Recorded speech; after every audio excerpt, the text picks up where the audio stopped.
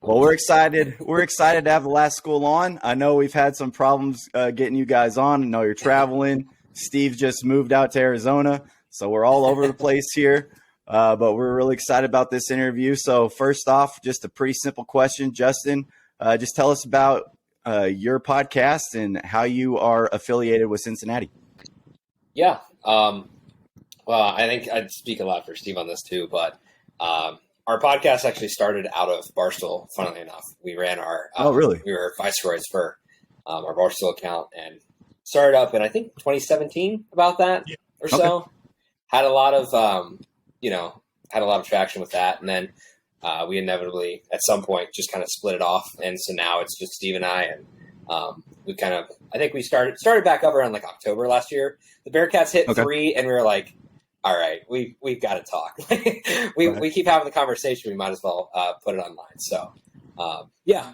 And as far as Cincinnati born and bred, grew up there. Okay. My mom has worked at the university since I was like 5 years old. So like it's in my blood. I grew up on that campus and then ended up going to school there and graduating. So cool. Steve, how about you? Yeah, so like he said, we started the Barstool page. We just started it up as like a thing for friends to talk about just UC sports, and it happened to be the year that we started where UC got to number 5 in basketball, like that high in the rankings, and then rebooted obviously last year. So we're a bit of front runners, but we really enjoy talk Cats. And like Justin, I'm born and raised. We're both from the west side of the area, of the Cincinnati area. West side. So that's a big thing. We'll talk to you more later about like Cincinnati stuff, but that's pretty big. And then, just moved out to Arizona, but I've been going to UC games all my life. Like I worked for the team while I was at UC. My dad had season basketball tickets for a while. In the old days, since basketball was so good and football sucked, you had to buy football season tickets to get basketball season tickets. So it's a little weird to see how much the roles have reversed, where football is so much bigger than basketball right now. But you guys know, as a school who's been on both sides of that coin, how it's weird to be good in both. But I like it. I like being good in both sports. Yeah. Right. Yeah. Nice. Sounds good. So a little tech history between Texas Tech and Cincinnati. Our football teams have only met once, surprisingly. One meeting there. Same with basketball. And the football, though, was a tie. Yeah. So we're definitely going to have to fix that. That was going interesting. Yeah. I mean, I guess the biggest football history between us is our coach left for you guys a handful of years ago when Tuberville ditched a recruiting meeting to join Cincinnati. Basketball 0-1, lost to you guys in 68. It's like, and baseball, no meeting. So pretty much no history between the Red Raiders and Cincinnati Bearcats. Not much for the red and black. Yeah. I think I think these are the two schools in the country that, like, honestly, do red and black right. Yeah, I agree with that. Yeah, we both have really good looks. The fields look cool. So, Steve, I'll kick this over to you. So, what do we need to know about Cincinnati? You're kind of getting that at that in your answers. So, just kind of fill us in out here in West Texas. What do we need to know about Cincinnati, the town, and the university? So, I would describe Cincinnati as the world's biggest little town. Like, so about the metro area is about 2 million people. Consists of southern Indiana, northern Kentucky, and the greater Cincinnati area. So there's a lot of people here, but there's a lot of people that are like, UC has grown a lot from like a diehard contingent into a pretty big following over the past 10, 15 years, just because of conference affiliation and just general success of our teams. Because there's a lot of Ohio State, Louisville, Indiana, Right. There's a lot of different other fan bases, bigger fan bases, but it's been cool to see how much the general Cincinnati fan base has grown recently. Definitely started in the early 90s with the rise of basketball, and then football over the past 10, 15 years has really got huge. Cincinnati, like I said, it's a big little town. Like, people don't ask where you went to college here. They ask you where you went to high school, because that's where how localized everything is. It's rare for Justin and I both are not in Cincinnati, and then that's rare for us because a lot of people are born there, die there, like these fans their lives. I'd also say that it's pretty impressive for Cincinnati to have such a vibrant like college team because we have professional sports such as the Reds and Bengals, and that's pretty uncommon for colleges where they have like Boston College, for example. There's no real vibe for the college teams. It's all the pro sports. Like Miami, it's a little bit, but I'd say it's pretty unique for Cincinnati to have that college town feel, even though there are the professional sports teams. Got you. Justin, you have anything to add on to that? Or I mean, I think that, kind of just to bounce off of it, Steve made a lot of good points about that. I think it really is a little big town, honestly. It's people are so tight-knit, and it really, at the end of the day, is a diehard sports town. I mean, everybody, like, revolving around, just between the different colleges, and then professionally, like, there's a lot of history there, too, and it's nice, too, that the Bengals are finally hitting their stride, and they don't have their name as tarnished as it's always been. And actually, I'll speak for Steve on this one, too. Our entire lives, up until literally this past year, we had never watched the Reds win a series or the Bengals win a playoff game. Like, never once. And so now that they've hit that, like, and for the same year for the Bearcats to go to the college football playoff at the same time, insane. Right. Really I was just about to ask, what was it like to have the Bearcats make the college football playoff, and then you have this crazy run to the Super Bowl where you're literally a play away from possibly winning it? Constant high. Like, seriously. From the point of, like, I'd say November through February, I think Cincinnati fans were, like, standing on end for a long time. Yeah, there's a lot of craziness going on. I think the city would have burned down if we had gotten it done. Oh, yeah. But, it was close. The Cotton Bowl hurt a little bit less than the Super Bowl did because it wasn't really that close, to be honest. Like, I've tried to recognize, like, we were close, but it wasn't really that close. But like you said, it was a little bit closer. Justin, you mentioned it just now. Cincinnati fans. Yeah. Go in a little more. Enlighten us. What are Cincinnati fans like, even with the hype of all this, and how's their like online presence as well? Cincinnati fans are very online. Cincinnati fans are very, like I said, passionate. I think that's the biggest thing that you're going to find with them is like, I'm going to be honest with you guys. Like, I don't like saying this about Cincinnati fans, but like, we're just like a lot of the other big fan bases where we're like, we feel disrespected to a degree. But I think we've earned a lot of like the respect that we've got. I think we like talk about that. You're going to hear plenty. You guys probably heard about it with UCF already, but like, it kind of are getting a vibe with that. But like, UCF always wants credit. We don't necessarily want credit. We just want, like, I think some amount of like respect and like people to understand that like Cincinnati fans want people to realize just because we've played in the G5 for so long, we have a history with the Big East. We have a lot of history in our programs between basketball and now football too. Like, Cincinnati fans care, and they live and die by the team. It's an emotional roller coaster from football all the way through basketball, even basketball more so because I think Steve really coined this term, cardiac cats, and that has really hit its stride because in basketball season, I mean, like I said, it's you need an aspirin every third day of the week. And that's before y'all join the Big 12, where it's it's gonna be even worse. So Steve, what else do you got to tell us about Cincinnati fans? Well, I would say that it's like an older fan base. You might not find as many people like on social media as you would find like UCF fans because they are like statistically the youngest alumni group. And hopefully we're less annoying than them. I kind of like take that as a pride that, like, I don't know if y'all have seen it, but I swear there's at least one UCF fan every day that is bringing up who's better, 17 UCF or 21 Cincy. And like, I have not gotten involved because I don't want to be out here on these Twitter streets just yelling and cursing and stuff. Right.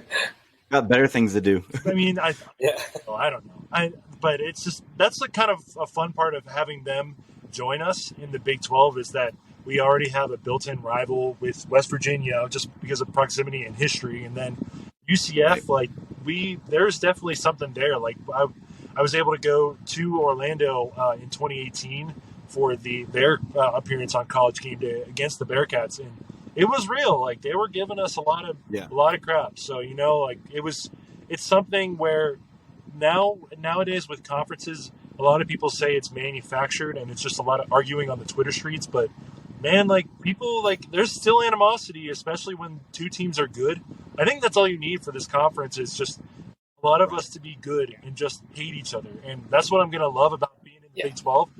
Every team cares. Like I have never found a Tulsa fan to argue with in person or online. No offense. I didn't even know there are Tulsa fans. Yeah, I know, right? So even at their home games, there aren't Tulsa fans. There's still Oklahoma fans at heart.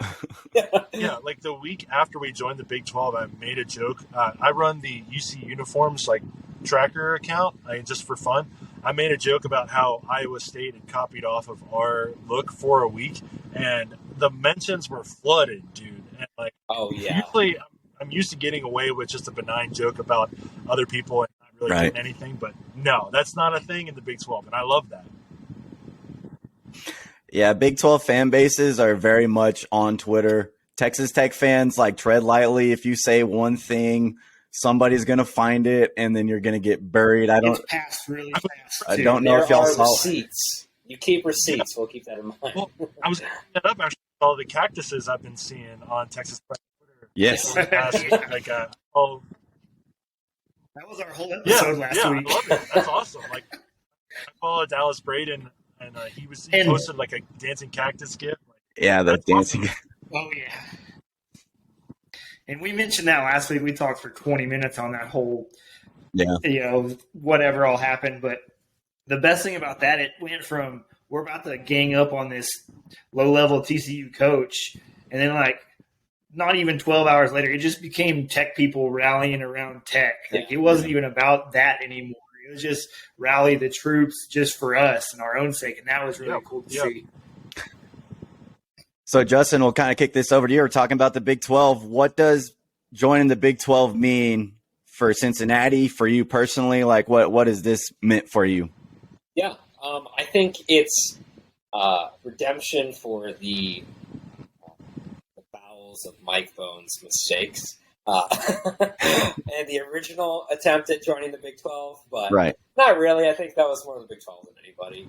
But ultimately, that was I think ESPN. And I think the way that I see it, like it's a way to finally like play against the highest level competition and not be questioned. If Cincy wins the Big 12, nobody can argue, especially like just. I think a lot of people look at the Big 12 as like the, sort of the, at least for the SEC and the Big 10, they look at it as like sort of the, little brother conference. But ultimately, like the Big 12, I mean, basketball, you're not going to be able to touch basketball. Yeah. Maybe the Big East, but like, it's just so strong. And I think for us, it's just nice to finally be in that. And like Steve said earlier, our biggest thing, we want to see other fan bases that care. We're so tired of playing against fan bases that don't care. Like Temple, my God, like nobody shows up for anything, for football, for basketball, anything. And it's like, we play them, generally twice a year. And so to play teams like that, I think we've just gotten so tired of it. And we're ready for like other fan bases that really show up, and we want to play in packed houses. We want to be in those environments every week. We want to play ranked teams 6 times a year instead of, maybe 1 or 2. Because of the perception of conferences. I think that's a huge thing for us. Yeah, Steve, your reaction to Cincinnati being the Big 12 and kind of what that means for you. Man, I was worried when I read an article saying like, it might be Boise State, it might not be UC. Like it's been years and years. Right. It's actually been like, there's been opportunities for us to be accepted before, but we've either not had the facilities ready or we decided to stay on with the Big East, even though that was obviously falling back in 2010, 2011. Right. So just for us to be involved with a place we feel we've been on, and maybe I'm talking out of school when I say that, but I feel like we've had the budget, we've had the level of care that you need from alumni and from just general fans. I feel like we've been on a level of a Power 5 school for, just ever since we left the Big East. I feel like it's been on that same level.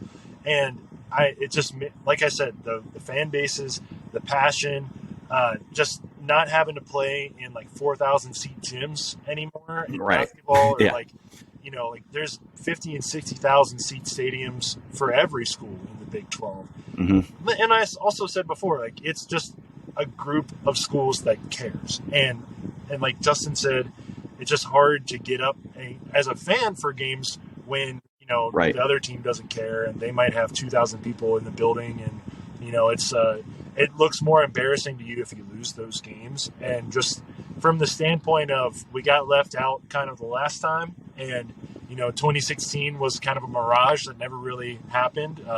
I blame Texas and Oklahoma for that, and I'm sure we can talk about how you feel about them. But I don't know. I just getting to watch after joining after we officially were announced, like just seeing some of the environments this year. Like I think Texas Tech had two of the bigger environments that I can think of the two games that y'all had against Texas in basketball this year, where you took over Austin and then at home at the United Supermarkets Arena, where it was just a bear pit for Chris Beard to walk in. Yeah. And then that 3-game baseball series against Texas too, like that was just awesome. Like, oh yeah. I think another thing, I'm a baseball guy. I love the Reds, and like I've been getting into college baseball recently, and just like the environment that Texas Tech has for baseball, I want to bring some of that environment to UC, and just like just how people do baseball in the Big 12 is so cool to me. Yeah, you make good points there. Like when you're good at college baseball, it's a really fun environment. Like this is something that we've been good at since 2014, and we put ourselves on like the ticket waiting list in 2015, and we still haven't had a chance to get season tickets yet. It's just like it's always packed, but anytime you bring Texas here, it's going to be absolutely wild. The only team that you're going to have to deal with that doesn't really care is Kansas football. That's the only one that will feel like Tulsa, will feel like Temple. They don't show up. They don't care about it. But basketball, complete opposite, because they're all in on that shit. That's crazy.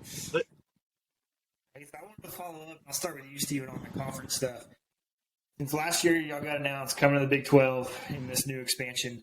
Now that there's a new shuffle of expansion with Big 10 expanding at UCLA and USC, and you guys are right in the heart, Cincinnati, right in the heart of Big 10 country. Is there any regrets of jumping in with the Big 12 too soon, or maybe you could have got with the Big 10? Was that ever floated out there? And then kind of follow up to that, like what do you hope kind of maybe happened this week? I'll give you a quote. This is from 2010. This was a former president, Ohio State president, who's now the president at West Virginia, Gordon Gee. He brought up a quote in a closed boardroom meeting that said UC would have to shoot athletic director Gene Smith to get into the Big Ten, and so there's that's another thing. Yeah, so there's a persecution syndrome of UC fans with Ohio State, and we were fighting it all last year too when we were a better team than them. But it's also just been at the state government level. Like they're always the favorite child. They get all the special stuff, and we've kind of had to just claw our way through on our own. So you know what? I don't want to be involved with them. Like we've been rebuffed by them so many times, and I'm good on them. Like I don't really want to deal with Ohio State people. I think it's smart, honestly, that the Big 12 decided to come into the Ohio market and really challenge SEC and Big 10 country, because like I said, there's a passionate fan base here for UC sports, and there's a TV market too. Like there's some people that I know that are definitely both fans of Ohio State and UC, and because they thought, okay, well, UC's in a smaller conference, Ohio State's in the Big Ten, I can be fans of both because they'll never meet up. Well, now it's the level playing field. Like we're both P5. Obviously, they got a bigger stadium, a lot more money. But now I want to see people choose their allegiances and choose the Bearcats, because you can't be a fan of both. Like it's you can't now. Like and now that excuse is done. Yeah, Justin, same question to you. Like or I guess more on the conference realignment this go around, what are your hopes and dreams for the new Big 12 and what they do here, this conference realignment? Yeah, I mean, honestly, I would love to, and you're speaking specifically to adding extra teams now that we're kind of looking at right. Yeah, like because our opinion is we are now in an advantageous spot, right? Like we've added 4 new schools that are going to only enhance the Big 12, and we're sitting here where the Pac-12 is in the same situation we were last year, and now we have a new commissioner. We think we just got to go destroy the Pac-12, you know? Yeah, well, and honestly, like the way I see it, like classic big stick policy: go in, take everybody's exactly. Yeah, like if you can take out the Big or the Pac-12, just do it. I mean, if you could take Utah, if you could take Arizona State, basketball wise, I mean that's a home run there. Oh, yeah. And if you can manage to swing maybe Oregon or Washington, I don't know what their whole debacle is still, and I think Utah is really interesting to me. What I'm kind of gathering is that they have a much they have pretty big egos, at least that I'm gathering, and like they think that like Utah is a much bigger program than they are, just because they had one good Rose Bowl game against Ohio State. If you take that out of the factor, it's they. I think all of their egos have been inflated for so long, and now they look at everything else and like, I mean, to be fair, like if Oregon never beat Ohio State last year, Pac-12 isn't in the conversation at all. Yeah. Like, and that's the only reason that Oregon stuck around for so long. And again, if anything has been proven with Pac-12, I thought the American was the most cannibalistic conference. It's the Pac-12. Yeah. Because every single time they have a great runner, somebody who could maybe slip into the CFP, and then they have another team that just eats them up right at the end and takes all the steam out from their engine.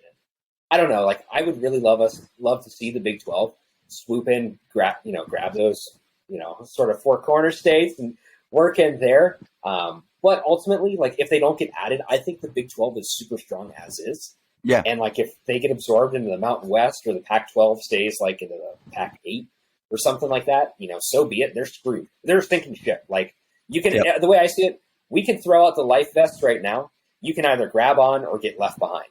And I mean, personally, they can do what they want, but I really think that like the Big 12 as it is. And if I can add to that real quick, like just from a business standpoint, go ahead. Like we have the 4 time zones. Like Arizona is going to be like if you added Arizona to, they would be fully Pacific time. So like you would have the 4 coveted time zones that these like ESPN and Fox want. So like that would be a truly national conference, and I think it would just be so huge for the Big 12 in basketball. And then you keep using basketball to upgrade your profile in football. And I think what's going to happen with the power conferences is that they're going to cannibalize each other a lot in conference play.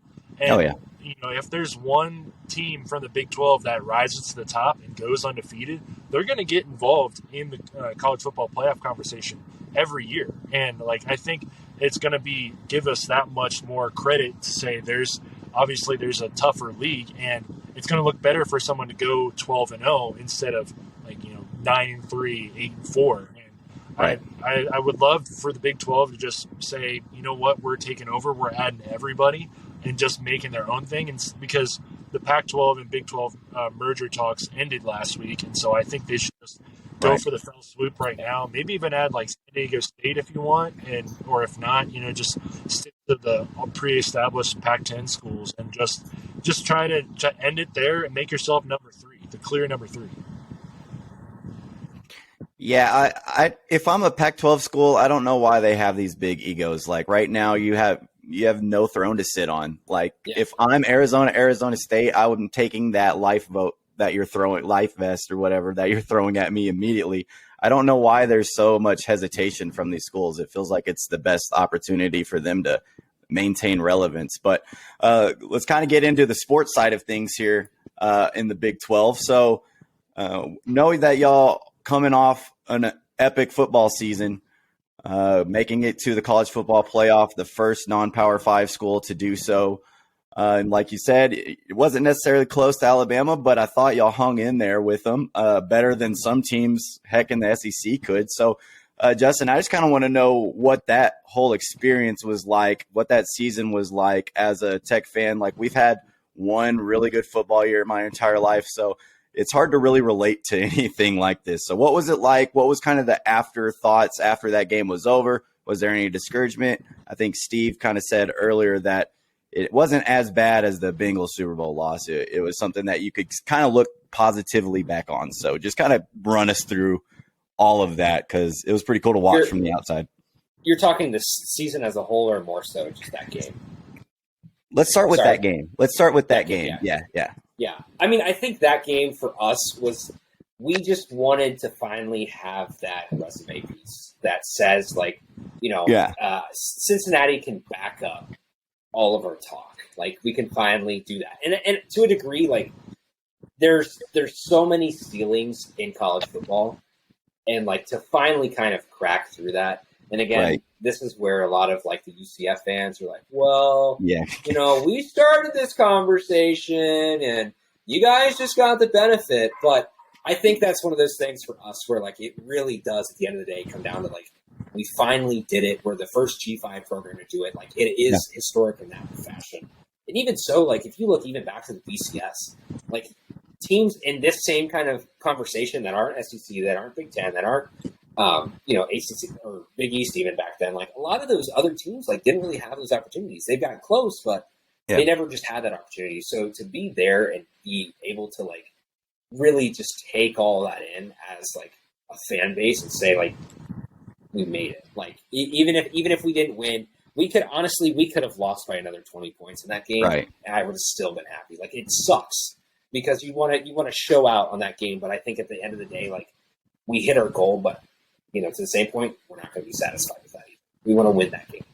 So Steve, I kind of want to like expand on that a little bit. So y'all make the college football playoff, y'all have this season here, and then you join the Big 12 in 2023. So from a football standpoint, how are y'all feeling about this season, and what are y'all's expectations for the football program when y'all enter the conference in 2023? Are y'all expecting another solid year this year, and then expecting to be there right at the top of the Big 12 in that first season? Just kind of what y'all's thoughts on all of that. Yeah, I mean, I don't see why not, because this year we thought that the conference might give us a really hard schedule to send us off and say, it sucks to be you guys, like, here's all these hard teams away. But we got a pretty cake conference schedule.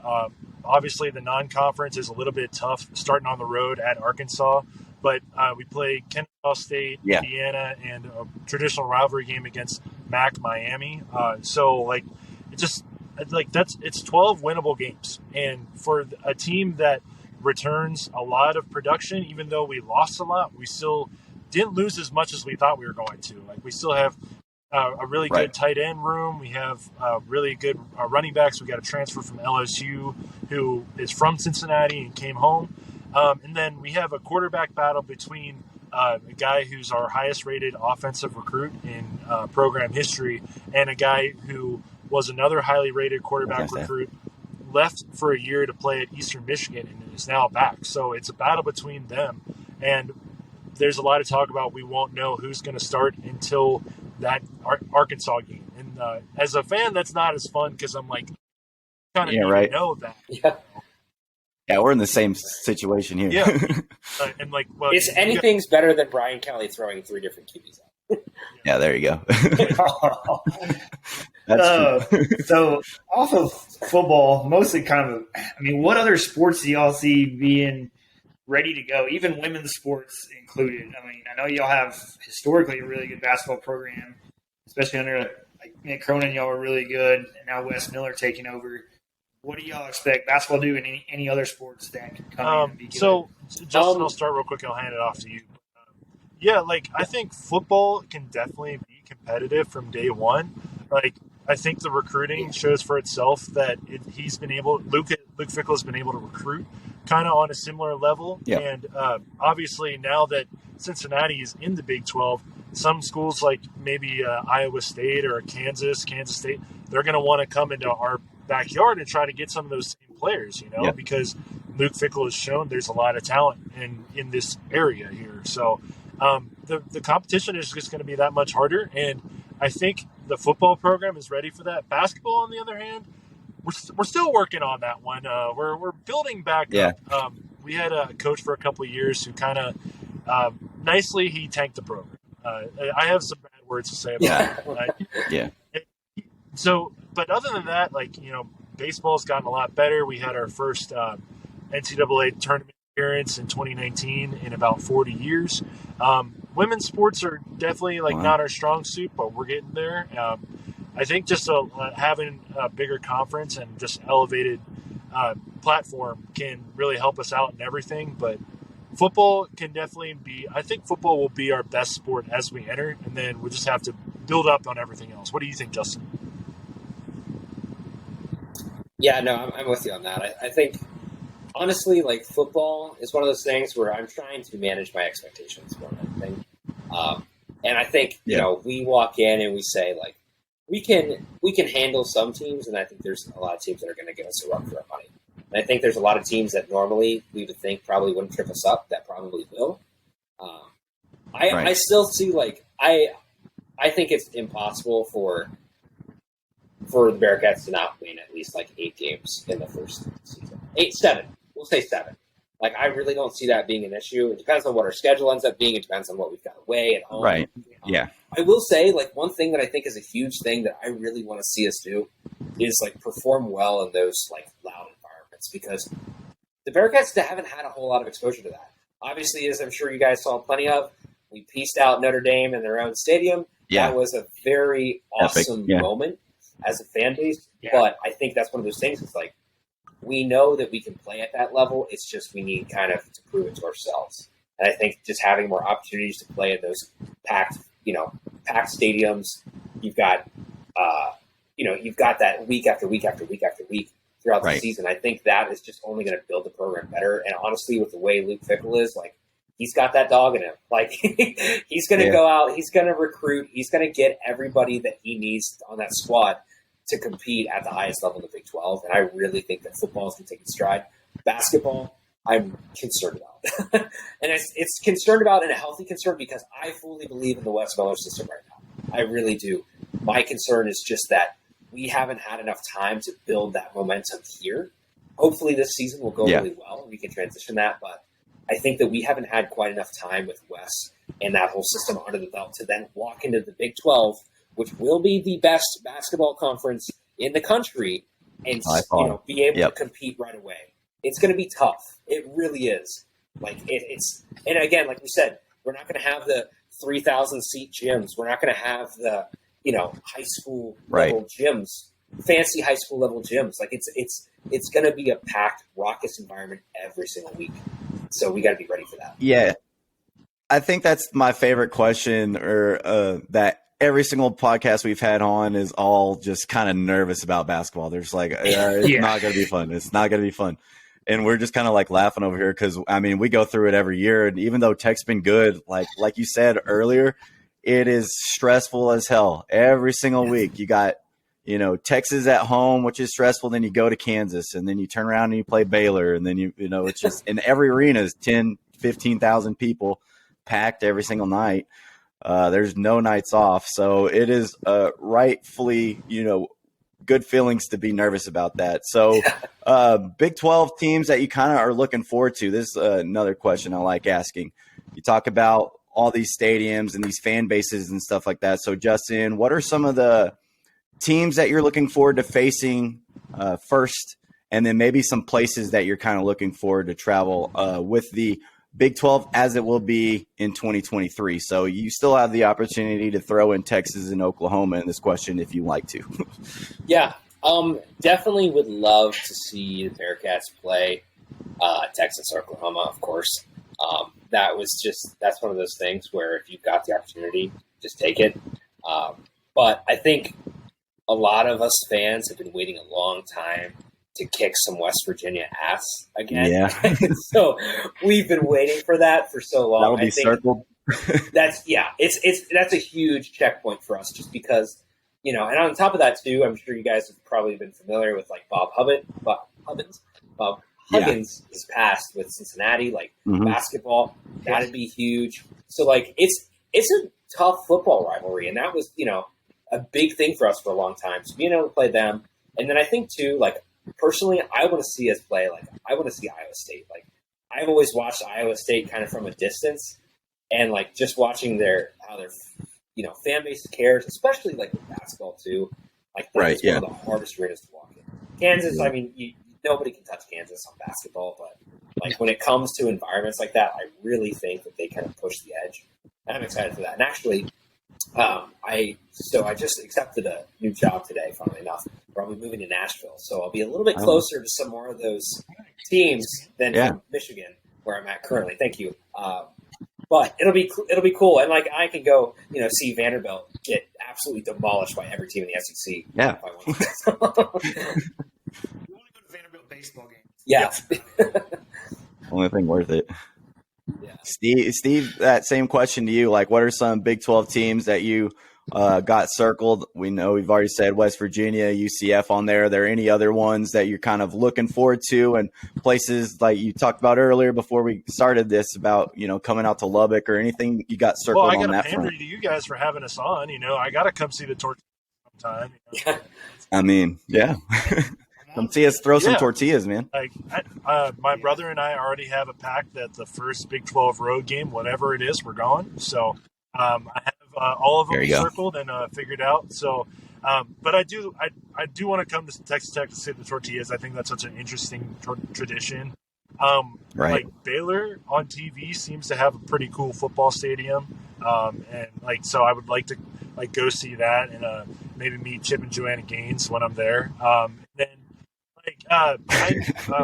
we actually played BYU 1 year when I worked for the football team, and I didn't get to go on that trip. And it just looks like such a cool place to play a game with the mountains in the background and stuff. So, but definitely like I said, any of those schools, our first road game, my brother and I are signed up. We're ready to go. So we just there you go. Wait, but what about Kansas? What if Kansas is the first road game? Don't do that. Don't do it. Go skip it and just be like, I missed that one. That was a non-conference game. My bad. We meant the second. You don't do that. I mean, you'll get a great seat if you go, though. I'm I mean, sure. I'd probably get on the field, just walk right on and just be like, yeah, I'm here. Like, no one's gonna stop me. So quick funny story for you guys. We were playing Missouri in 2006, and so me and my dad, we had an RV. When I was growing up, we'd go to a lot of road games. So we traveled on up to Missouri. We stopped in Lawrence on our way there because my dad wanted to go see Fog Allen. We tried to get into a practice, but it was close practice. So whatever, we drove over to the football field. No security or anything. We walked right onto the 50-yard line, took a couple pictures, walked right out. Like, they do not care about that place whatsoever. Actually, I don't know if Steve might be saying the same thing here, but this is one thing about Cincinnati that you guys can know too, that I'm concerned about with the Big 12. Is Nippert Stadium for us has always been an open stadium. It's the center of campus, and that's one real cool thing. I don't know if we might get to, but it's dead center campus. Everybody gravitates towards that. Everybody floods in, but because it's so central, getting from classes if you're on an X of anywhere, living in a dorm or across campus, you have to pass through the stadium. So people are in there working out all the time. People are out just playing soccer, playing baseball. I think the stadium Nippert is always an open thing, and I do have somewhat of a fear that when we hit the Big 12, they're going to try to close it off. I really hope they don't, because it's a really cool part of just the campus. Yeah, but you can't trust Big 12. Yeah, especially with the university and a program as big as Cincinnati is. That's interesting. It's like a rec field in the middle of the day. Yeah. Well, and actually, funnily enough, the only time that it was closed off is when FC Cincinnati played there. Yeah.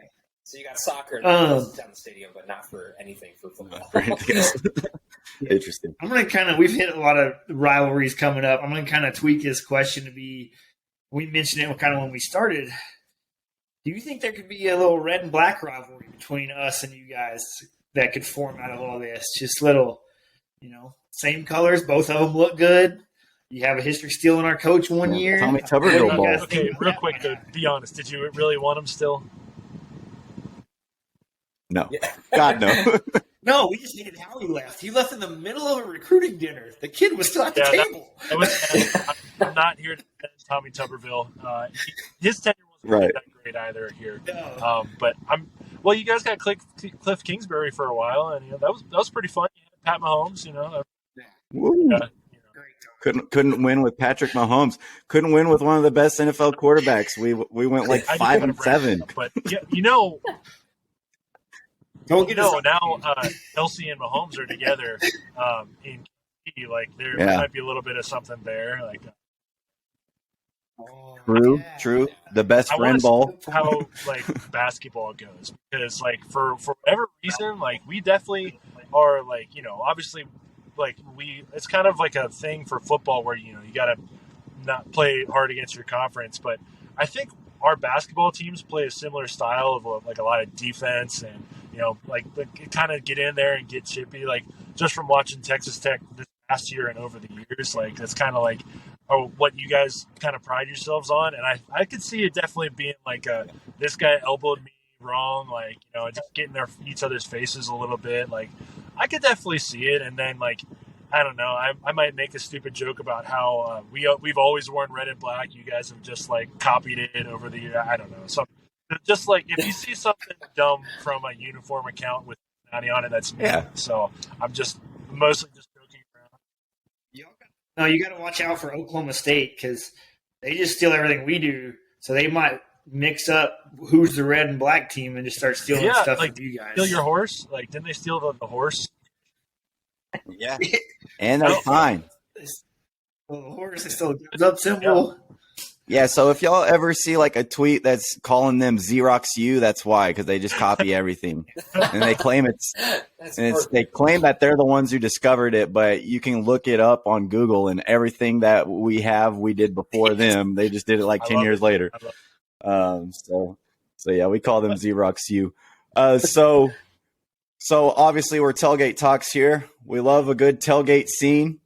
So Justin, what's it like tailgating for Cincinnati? You said that the stadium's kind of central. So what's the tailgating scene out there? Are there any interesting food items that you might come across? Any interesting tailgating games that are kind of unique to Cincinnati? Just kind of fill us in on what it'd be like if we come out for a game. What that tailgating scene is going to be. Yeah, definitely. I want Steve to help me on this too because we've got there's a lot of things we could throw out there, but.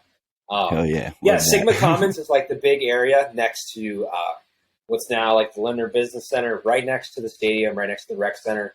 A lot of people come out there, try to fill it up, and they have what's called the catwalk. The whole team walks through there, which is really cool, just to kind of get there. You see everybody walk through, and I think, to a degree, a lot of schools do that. But, it's nice just to see them all come through, all dressed up, and then, get ready to go. And I think, at another point too, there's actually, I'm trying to remember what they're calling it now. It's like Bearcat Bash or something that they're starting up on Jefferson Street, which is just a couple blocks up that they're going to be doing with a couple of the other local like radio personalities. And then so they're going to start another there, which would be sweet. Like we could spread that out. Cincinnati is kind of like the campus is a big square. And like that's why I'm saying like the football stadium is literally like the exact center of it. And so like people come from all different sides of that campus because you got bars up here, you got the frats down here, you've got all the other bars on this side, and then it's one of those things where like everybody kind of just migrates in there. But yeah, I mean, if we're talking tailgate foods, you're going to see a lot of Skyline Chili. Don't know how much you guys know about that. You probably heard the infamous tales of it, but trust me, man, yes, you gotta try it. You have to. Don't knock it before you try it. All right. Will not. I will not. We've listened to a lot of Part of My Take, and they, love talking about Skyline Chili. They hate it so much they like it. So Skyline will be involved. Cincinnati's kind of got like a low-key good like IPA like craft beer scene, so that might be involved, of course. A few libations, but I'm sure you guys know. Do you call it cornhole or do you call it bags? Cornhole. Cornhole, yes. So there's like I don't know if this is us just taking credit for something that was more well known, but there's a theory that cornhole actually started in Cincinnati back in the day and spread from there. So cornhole's the big one for sure. Obviously, you got your table games, beer pongs, dice. Like there's the guy who's running the Barstool account now. He had a big send in your die table and we'll feature it. And like I swear everybody's switching now from pong tables to die tables. So that's a big one for sure. But then like I would say like like the Skyline dip is for sure a big thing. But you guys ever tried, like, do you know what hanky panky is? Only the version that you're probably not talking about here. Hanky panky's like good. It's a better version of hamburger helper, but in a dish, and you just eat it with chips or bread, and then one of our other, it's like breakfast. Yeah. Another thing we have too, if it's like a morning game, people will make geta. That's another Cincinnati thing. It's it's like a sausage that has pork and oats and spices, kind of all mixed in together. You just make it in the crock pot before the game, and then put it on the grill. It's perfect for like a geta egg and cheese sandwich. Like it sounds weird to have like oats in it, but man, like it's good. I promise. It's no like barbecue. But it's. And Justin's reaction when you said that, he sold it for me. Geta is like, I mean, some people, I think it's in the same respect as Skyline. Like the majority of people who grow up in Cincinnati, like grow up loving those foods and eating them. But I think like, for the next degree up, like if you love Skyline, you love Skyline. Like you're there all the time. Like Steve and I used to meet up at our local one because, we live pretty close to each other on one was like right in between us. But like with geta too, like that's just it's like a tradition kind of food. And one thing for you guys to keep out in mind too, look around for Oktoberfest. Maybe there's going to be some type of crossover weekend somewhere in there. If you guys can get out to it, Oktoberfest is one of the coolest things that Cincinnati has. A lot of tradition. You get a lot of people out there. Good eating. So if you can catch that in the middle of football season for like an away game, I'm telling you, that is the time to go to Cincinnati. So we got to hope the Big 12 schedule us in October. Hey, so I had to follow up. I was looking up some Nipper Stadium stuff since y'all mentioned it. I'll go to you, Justin, since you were kind of talking about it being middle of campus and all that. I see we got about 40,000 seat capacity there. Are there any plans of boosters or alumni like to get some expansion there coming to the Big 12? I think if anything that's going to happen, it's going to be more club seating. I mean, Steve and I have had this conversation back and forth. I think a lot of people have kind of talked about it. It's sort of the idea of that, expanding your revenue on it and like making sure like your seats have more like high quality payment going into them versus just expanding like bleacher seating.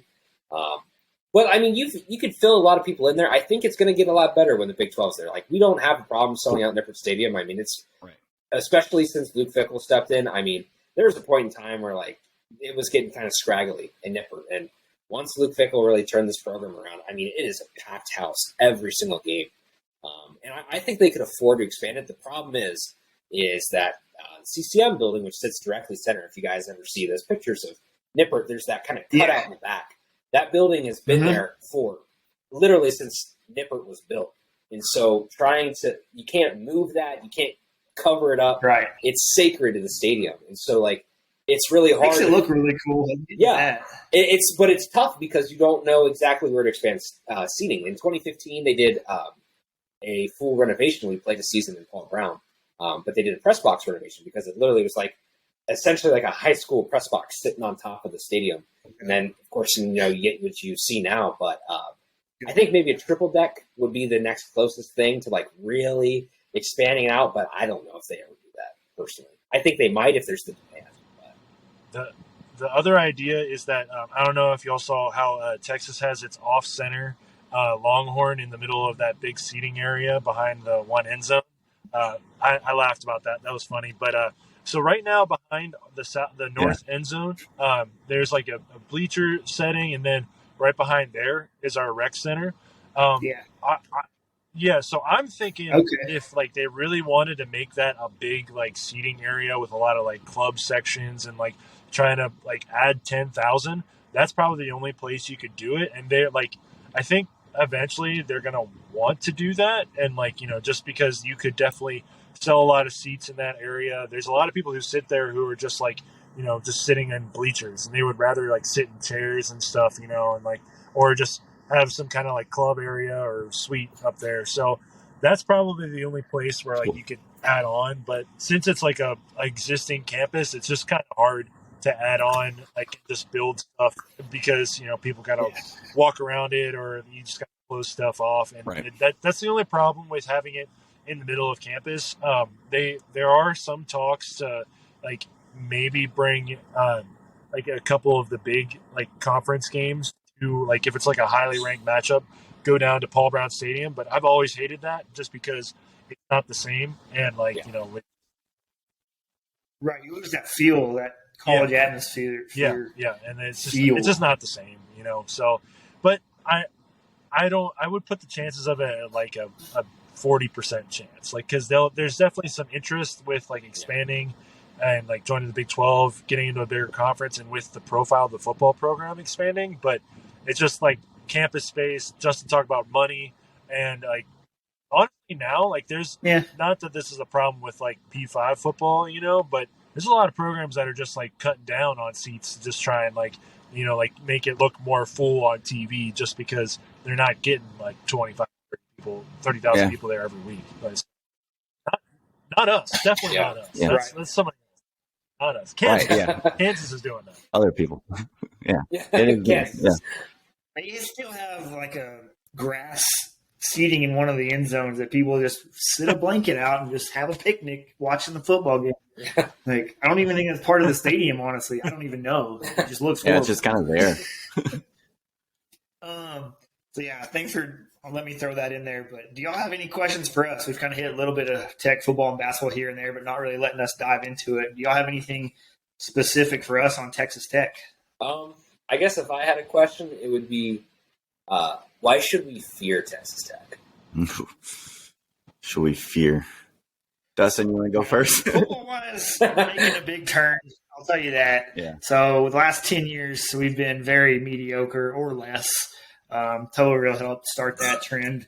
So it's been very mediocre or less, but now we got a new head coach who has really rounded up the fan base and the players, and our recruiting is better than it's ever been with him. He's put a great staff together for on the field and recruiting wise. So that's very exciting. I mean, we haven't had this much excitement, not even the Cliff years were we this excited.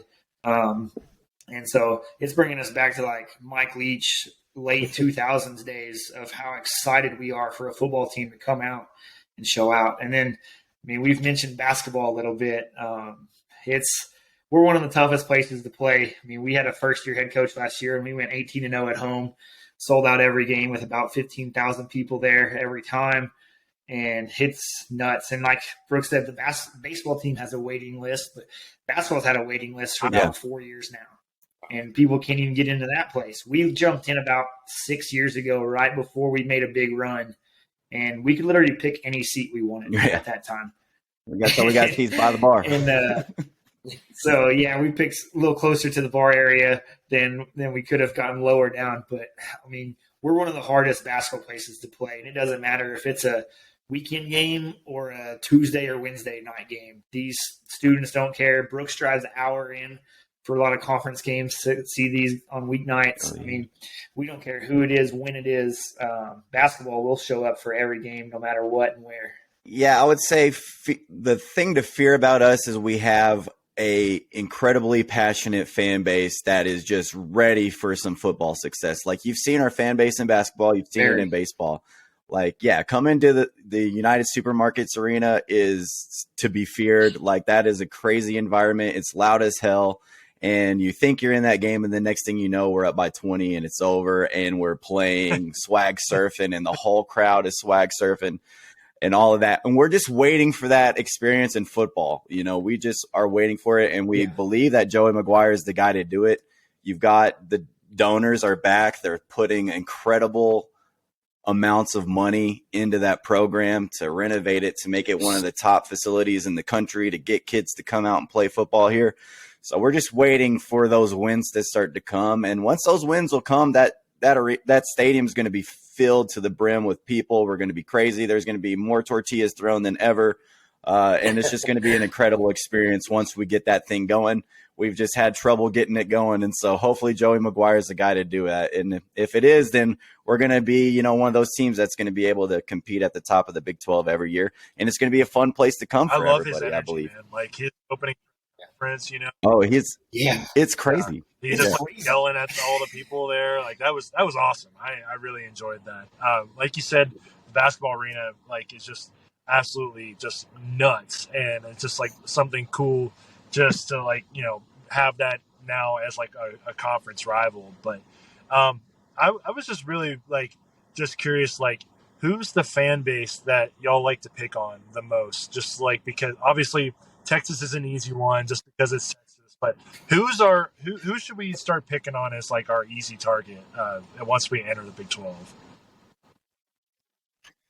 Are we talking about like who's staying around in the Big 12? Yeah, like because we'll pick on Texas and Oklahoma with y'all all the time. Like we don't even have to. We're not even in, and we're just making. Yeah, that's a given. Man, I have mine. I mean, yeah, go ahead. I think Baylor. They've been very relevant for the last 10 years in football and basketball, but before that, they were absolute dog shit.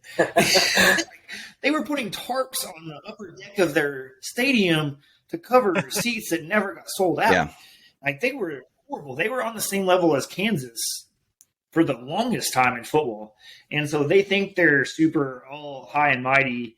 And really they've just been relevant for about 10 years. And so that's who I would say, I mean, go with them, go for their jugular. Yeah, I would say them. I mean, Iowa State's cool. Like we kind of get along with their fan base. They have some fun people that are, you can interact with. Oklahoma State, that could be a fun one to prod at. West Virginia, definitely, and y'all already know that. So I think they're a fun one to kind of mess around with. But really, other than that, like TCU doesn't have a whole lot of fans to begin with. So that's kind of when the Cactus thing took over. It just became about Tech because there wasn't really TCU people to chirp back, So, it's definitely Texas. Like they're above and beyond like any team that we care about talking shit about. But the teams that'll stay, it'll definitely be Oklahoma State and Baylor kind of at the top of the list for me amongst those, the remaining 8. Other than that, Kansas State's just kind of there.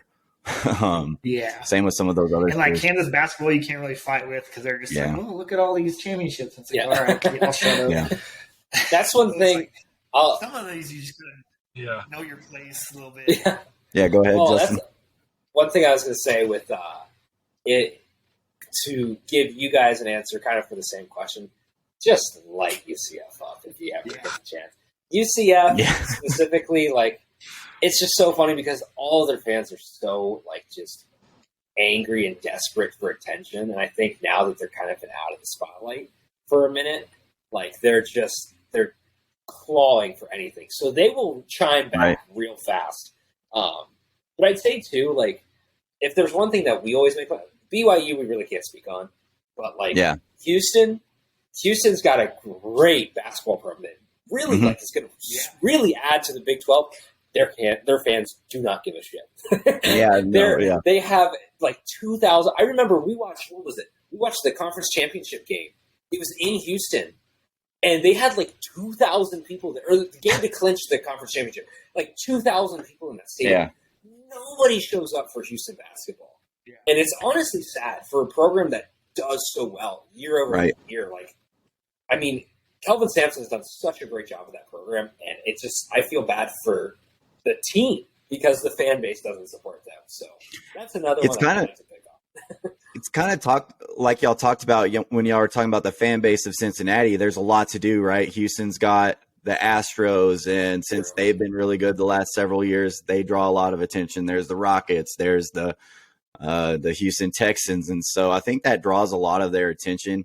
But yeah, when we had the Houston podcast on, they basically were just like, our fans they just don't really care. But when there is a big game, they'll show up for it. But other than that, they just, there's a lot going on there for whatever reason. Houston is also very centralized for like other alumni bases to be at. Like Texas Tech has a huge alumni base in Houston. And so like when we play games down there, these last few years, like we get a lot of attendance on our end, not their end. But it's just the other team that has to bring them in. Yeah, y'all were the only team to beat them last year before us. Yeah. God, thank God we did. We got worse after that game. It's like always been the best part is like Houston's trying really hard to get on our level, but we've been terrible at football over the last 10 years, and we're still like beat them every time. That kind of worries me about like the Big 12 just because like they were pretty good, held their own against UC last year. but like y'all took care of them. And like, what would you finish at in the regular season last year? Were you 6-6 or 5-7? Yeah, 6-6. Yeah. Yeah. So like the talent is definitely we have talent, but I don't know. It's just like I think a lot of UC fans are kind of like, we'll be able to compete. We should be able to get to 8 or 9 wins, and I'm like, I mean, I don't know. It's just like I have that voice in the back of my head that's like, all right, just slow down, calm down. Just like see how it goes first before you go start talking shit to people. Yeah, and it's the depth that's the thing. Like we've had even in the past, 8-9 years, Cliff teams on these other teams, like we've had some superstars on offense and defense, and I mean, you just don't have the depth once you get to the third quarter, the fourth quarter, and like those critical third downs, you got guys that are gassed, and now they're just getting ran over because you don't have backups that can fill in for them earlier. And like that's the problem for a lot of teams. Like they have good starting depth, but then after that, it's it just reminds me of the great. Yeah, well, and that's. Oh, sorry, Justin. It just reminds me of the great clip of that one guy from Media Days just asking Cliff like, why can't you get any defensive players? Like I love that guy was just in the crowd somehow asking media. Yeah, he had defensive players. They just couldn't stop him. Like we had some of our best linebackers ever. Like Jordan Brooks was here. He's now leading the Seahawks in tackles. We had Dakota Allen, who was here. He was a great linebacker. Like we had some really good players, and it was just part of it was coaching staff with Cliff. Yeah. And it was like one good player. And he just cared so much. He cared so much about the offense. But yeah, don't get us started on Cliff. We're like the only tech podcast that like still shits on him. But everybody else still kind of loves him. But well, guys, we have appreciated y'all's time. So before we get y'all out of here, Justin, do you want to, give y'all's podcast and where people can find you? And then Steve, you said you have this uniform thing. So shout out all y'all social medias, where people can find y'all if they want to kind of get to know the Cincinnati fan base a little bit better here. Yeah, definitely. Make sure to check us out on Twitter. It's at Viva La Cats pod. Pretty straightforward with that. We're not really on Instagram, mainly just on Twitter is where we reside, but Spotify and Apple Podcasts, that's where we generally put up all of that. So that's really where you can find us. And then if you're looking for our personals, I'm Justin, and Steve, you can find that in our bio. You can go check it out there too. Yeah, it's called at UC Uniforms, and like I just try to it's just a little hobby of mine, and just try to like put out like, all right, here's what we're wearing this weekend. Here's what we've done in that combo. A lot of people hate our white helmets. They think we never play well in them. That was like, no. I made a graph on Excel last year. I was like, no, we actually do okay. We score like 28 points. That's awesome. We're fine. So just at UC Uniforms on Twitter and Instagram. It's funny. We have that same kind of thing with gray jerseys. We have like these gray jerseys where we're wearing basketball, and every time we wear them, everybody's like, oh, fuck, we're going to lose this game because the gray jerseys. So that's funny. Hey, speaking of white helmets, how do y'all feel about the Bengals alternate uniforms and white helmets? I think they're freaking sick. They're awesome. They are beautiful. Jamar Chase and Joe Burrow don't look clean. Oh, yeah. At the end of this episode, I'll talk about it, but the Bears really are the only team that screwed it up with their orange. That was gross. Gross. So bad. Like, it's even like a lot of and the worst part, and you guys. Go ahead, Justin. Go ahead, Justin. Oh no, I was just gonna say, you guys like to crap on Oklahoma State so much, but that's one thing we're gonna have to get used to because there's so many. OSU in the Northwest is like Oregon State. OSU in the middle of America is Oklahoma State, and then around us it's Ohio State. But regardless, you guys like to crap on them so much, but at least they do orange justice. I look at the Bears uniforms, and I'm like, my God, man, those are just putrid. I feel bad. Yes. Yeah. We said, just because you were able to do an alternate jersey doesn't mean you had to do an alternate jersey, and they should have just sat that one out. I like those just annoy me so much. You didn't have to do this. Just don't do it, or the black ones like the Jets and the Saints have, like you don't really need a black helmet. Like I don't know, just do you really need one? Yeah. Yeah, that's true. Cool, I like I do like the Saints one, but I'm like, y'all don't need it. Like y'all got a great helmet already, like that gold. Yeah, it's beautiful. Yeah. But I mean, like the Jets one was good. The Texans red helmet was like that one was awesome. I really like that. Yeah, that was pretty clean. Yeah, some of these teams did a pretty good job with them. So yeah, we'll probably like rank them at some point on the pod just for fun. Good. But I'll respond to you and let you know where you everything. Yeah. Hell yeah. Hell yeah, from a Jersey expert himself. Well, guys, it's been real fun getting to talk to y'all. We appreciate y'all coming on, teaching us about Cincinnati. Like we said at the very beginning, kind of a university we're not super familiar with, but we're looking forward to you guys joining the Big 12 next season and just kind of continuing this friendly rivalry with you guys. So appreciate it. Yeah, of course. Thank you for having us on. Just let us know. No problem, guys. Like if you ever come on out, we'll hit you up and get you set up at the right tailgate. Hell yeah. I gotta try some Skyline Chili. Just try it. Yeah. All right. Don't go easy on it either. You gotta like commit to it. Hey, I'm all about like experiences and stuff like that. So like there'll be no hesitation for me whatsoever.